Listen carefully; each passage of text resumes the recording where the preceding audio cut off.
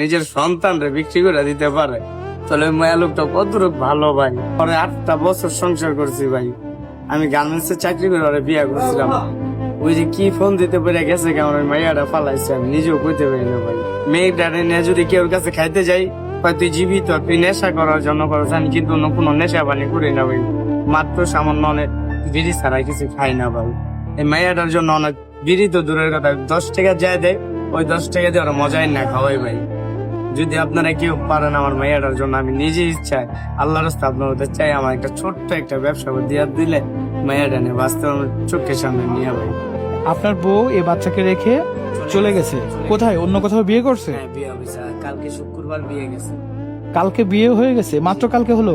বিয়েটার জন্য ভাঙার জন্য বহুত চেষ্টা করছি, কিন্তু পারিনি। আমার বাপের সচিবালয় চাকরি করে, এই কারণে আমি পারিনি ভাই। মানে ওর নানা আছে জি। সচিবালয়ে চাকরি করে? সচিবালয়ে গাড়ি চালায়। গাড়ি চালায়? জি। আর আপনি হচ্ছে সেই সচিবালয়ের গাড়ি চালকের মেয়েকে বিয়ে করছিলেন? আমার এই মেয়েও ওই পালক দিয়ে দিতে চাইছিল 40,000 টাকায়। মিরপুর 1 নম্বরে থাকে ওই ব্যক্তি। ওই ব্যক্তির হাতে পায়ে ধরে ওই ব্যক্তি বলছে যদি 1 সপ্তাহ রাখতে পারি তাহলে আমি টাকা 40,000 দিব। কিন্তু 1 সপ্তাহের মধ্যে আল্লাহর মেহের আমি একটা সন্দেহজনক জিটি হয়ে মামলায় ঢুকছিলাম। পরে 21 দিন বাদে খাইটা মাইটা বাইরে আসে দেখি আমার মাই আরেকজনে পালে। পরে ওইভাবে ওই এলাকার মানুষ নিয়ে যায়, আমি তার হাতে পায়ে ধরে কাইন্দা গাইটা নিয়ে এসেছি। আল্লাহ রে আল্লাহ, মানে আপনার মেয়েকে হচ্ছে ওর মা আর একটা মানুষের কাছে পালক দিয়ে দিছে, আর আপনার বউ যিনি ছিল উনি হচ্ছে আর একটা জায়গায় বিয়ে করছে। আপনি আবার ছিলেন জেলখানাতে। জেলখানাতে এসে দেখেন যে আপনার মেয়ে আর একটা জায়গায় পালক দিয়ে আছে। তারপরে আপনি হচ্ছে আবার হাতে পায়ে ধরে আপনার মেয়েকে আবার আপনি নিয়ে আসছেন।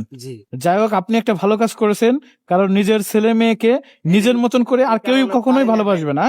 তোমার আম্মু তোমাকে রেখে চলে গেছে, এরকম একটা নিষ্পাপ বাচ্চাকে রেখে অন্যের ঘরে চলে গেছে, সেটাও মানলাম, কিন্তু এই বাচ্চাটাকে কিভাবে পালক দিতে পারে বলেন তো আপু? আপনি এখন কি করেন? আমি এখন ভাই বর্তমানে আজের এই মাইয়া লিয়া কোনো আমি কাজ করতে পারি না। এই যে কিছুদিন আগে দেখেন অ্যাক্সিডেন্ট হয়েছে, এই যে আমার একটা ছোটখাটো ব্যবসা নিয়ে আমি মাইয়াটা নিয়ে বাঁচতে চাই ভাই। অনেক মানবিক ভাই আছে এই পেজে, তারা সবাই যেন আপনার পাশে দাঁড়ায় এবং এই বাচ্চাটার দিকে তাকিয়ে হলেও দাঁড়ায়।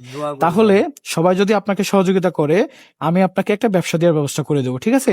যদি কেউ পারেন আমার মেয়েটার জন্য উপকার করেন ভাই, আমি ব্যবসা বাণিজ্য করে আমার মেয়েটা নিয়ে বাঁচতে চাই ভাই।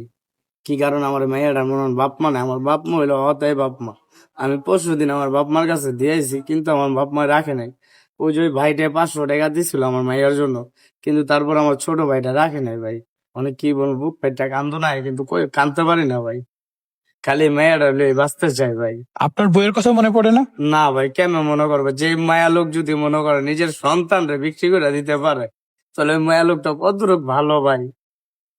আমার জীবনে মনে করেন আমি কখনো ওরে 8টা বছর সংসার করছি ভাই। আমি গার্মেন্টস এ চাকরি করে ওরে বিয়ে করছিলাম। ওই যে কি ফোন দিতে পেরে গেছে কেমন ওই মাইয়াটা ফালাইছে, আমি নিজেও কইতে পারি না ভাই। উপরাল্লাহ আপনার জন্য কি রেখেছে আমি জানি না, কিন্তু অবশ্যই ভালো কিছু একটা হবে ইনশাল্লাহ। দোয়া তো করি ভাই। বাবা তুমি ভালো থাকো, তোমার বাবার জন্য দোয়া করো যেন একটা ব্যবসা আমরা দিতে পারি, ঠিক আছে? যারা হচ্ছে এই বাচ্চাটাকে দেখতেছেন, তার মা হচ্ছে রেখে চলে গেছে অন্যের ঘরে, ওকে আবার পালিত দিয়ে দিছিল।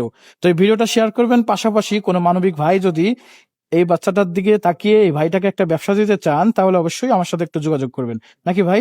ঠিক আছে, আমি চেষ্টা করব, ভিডিওটা আপলোড করব। আর আপনারা সবাই দোয়া করেন, ভালো থাকেন, আল্লাহ হাফেজ।